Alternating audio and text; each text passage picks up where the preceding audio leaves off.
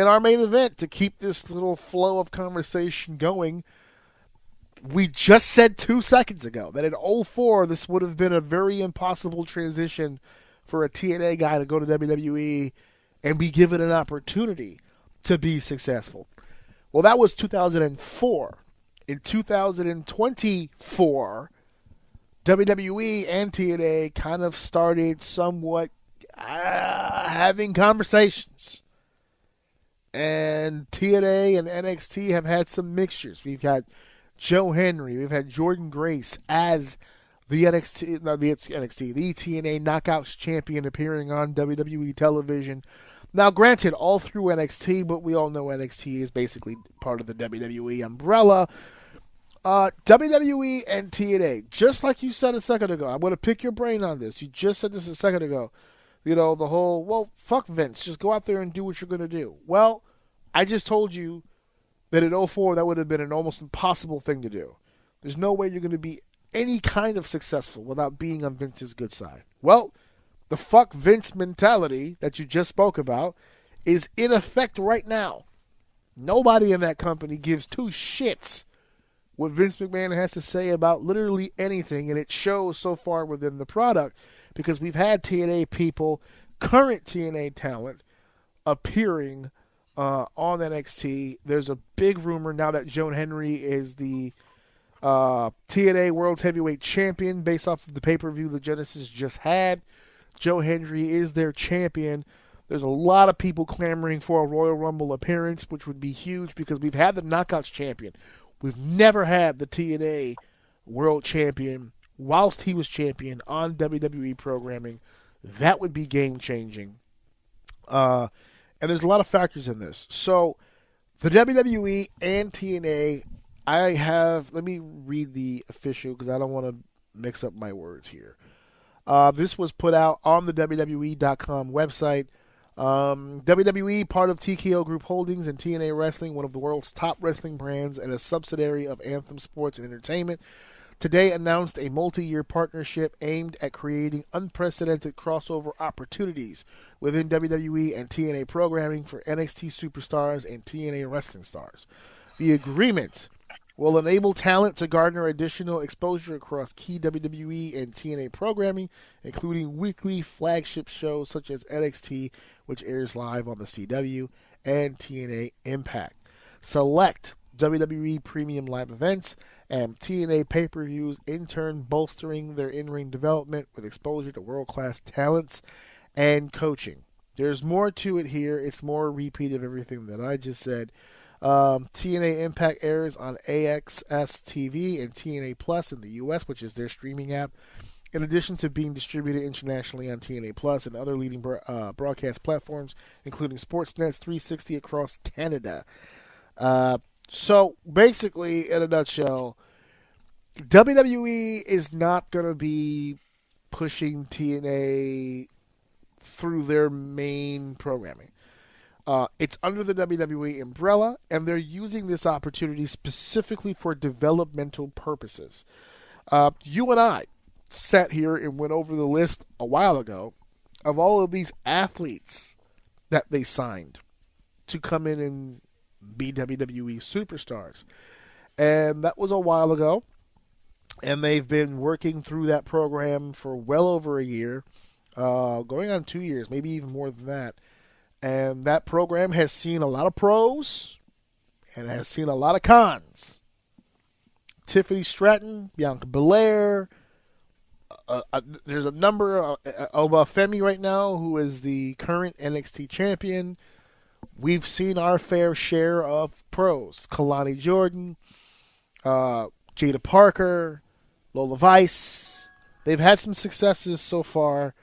They're developing nicely. But for every one of those, there's been at least 5 or 6 who just don't get this business. They're not picking it up. And for the first time in WWE history, they've finally decided, and rightfully so, that maybe being inside the WWE bubble for literally everything may not be the best idea.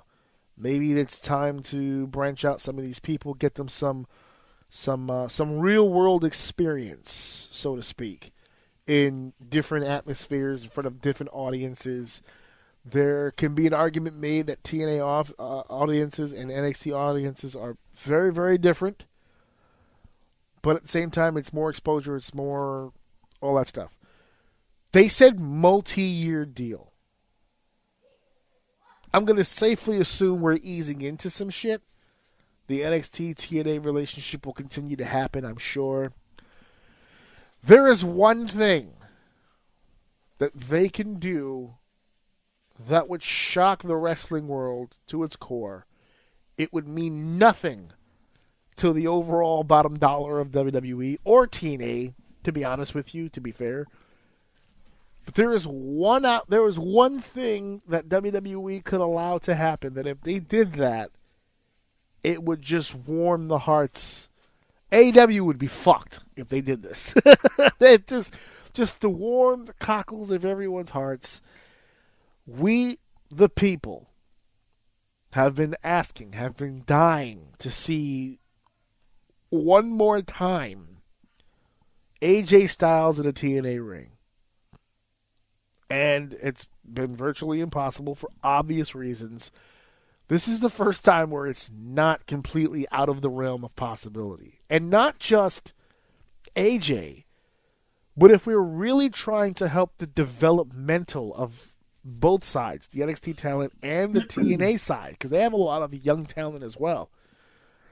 WWE currently houses a large number of TNA alumnus that would be really beneficial for TNA to have access to. And on the flip, you said something earlier that I put a pin in that for this exact conversation.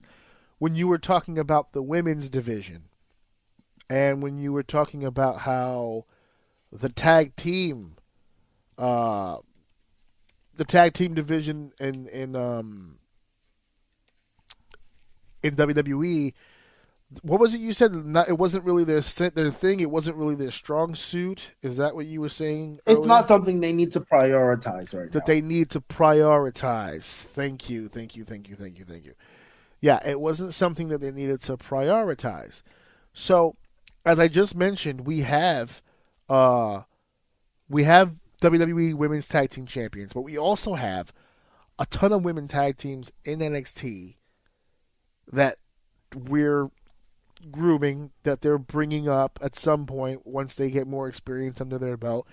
But TNA has a TNA Knockout World Tag Team Championship already kind of in place, and they've got women tag teams as well. So if you don't want to spend the time putting together tag teams, you have another roster here with teams already in place. Not to mention with this, you want to say, oh, you can send AJ to TNA. You can send Robert Roode to TNA. You can send, there's XYZ to TNA. You know who's on the TNA side? The Hardys. Mustafa Ali. Eric Young. And if you don't want to go the WWE route, like they used to be in WWE, Moose. You got Hammerstone here.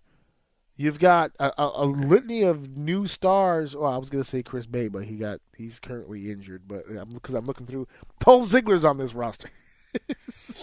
Nick Nemeth is in TNA.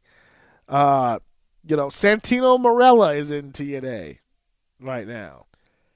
So they have a lot of different opportunities we can see some returns. We can see some debuts. It's freshening up. Our boy Mike Santana in TNA looking for an opportunity. He would be frothing at the mouth to do something with NXT right now. A lot of hungry guys in TNA who I think personally could use some spotlight in WWE, but I also see some people in WWE that could use some spotlight. I think this is a good deal. Mm-hmm. I like this for everybody involved. I love the fact that this is not a Vince McMahon handled thing either. That this is going to be treated somewhat fairly. in how it's done. Because Triple H and Shawn Michaels have booked TNA talent to win.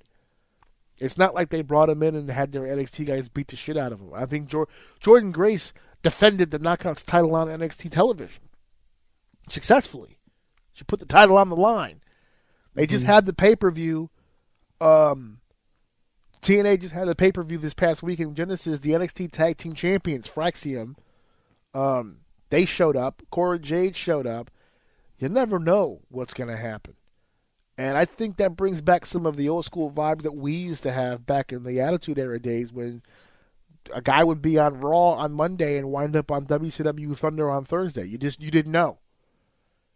Because you weren't hooked up to the backstage politics. You didn't know what the contract situations were. And shit, people would just fucking appear on shit. Mm-hmm. So I dig it. I do want to add to what I said earlier about this partnership. Holy shit. Would this have been cool to see 20 years ago?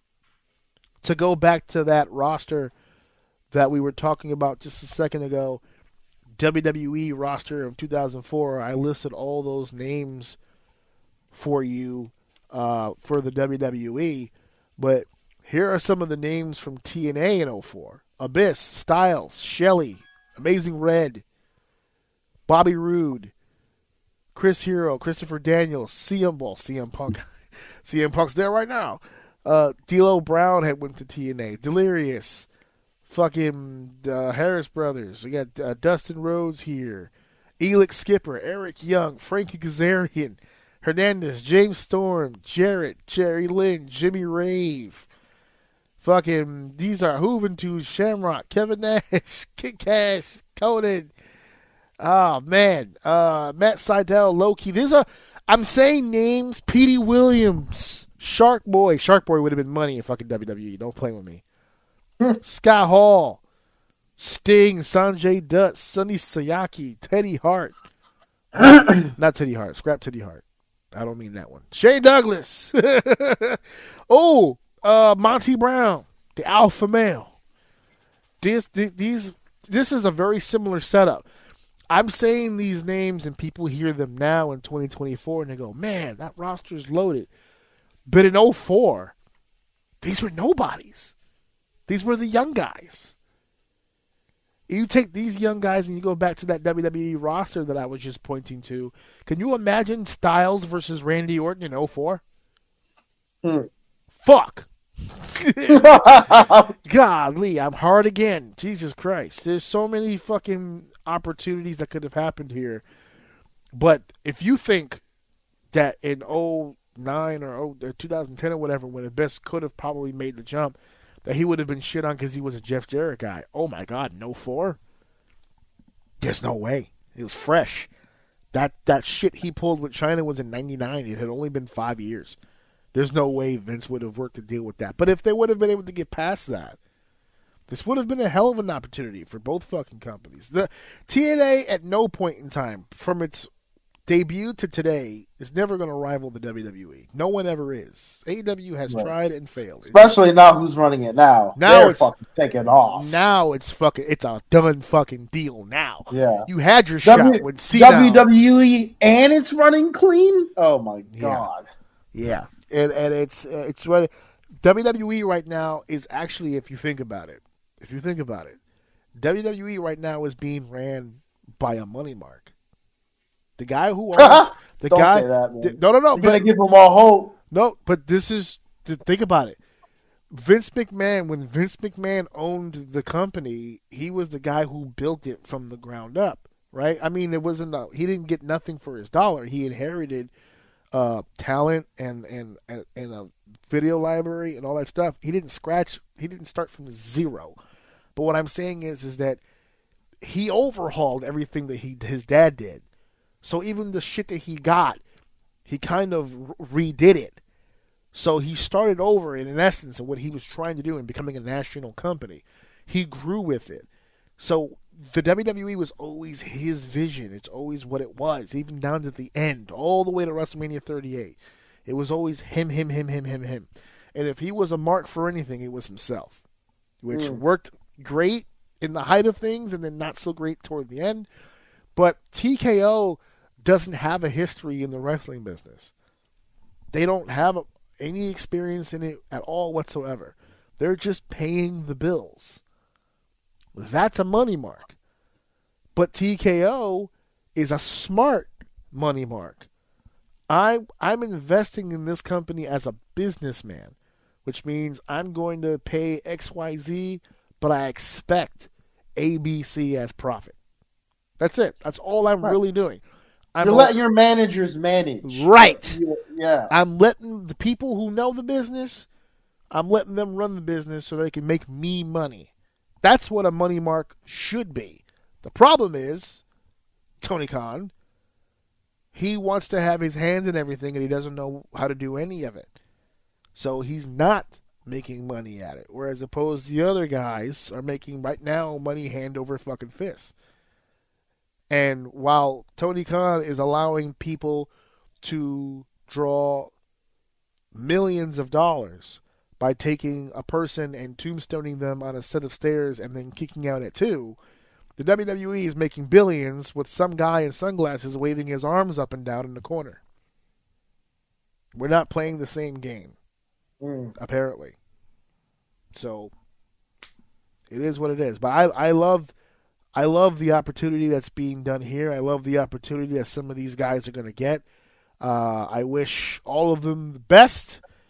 And I'm glad they had that opportunity without having to go to the land of lollipops and guilds or whatever the fuck, the Munchkin land over there in AEW.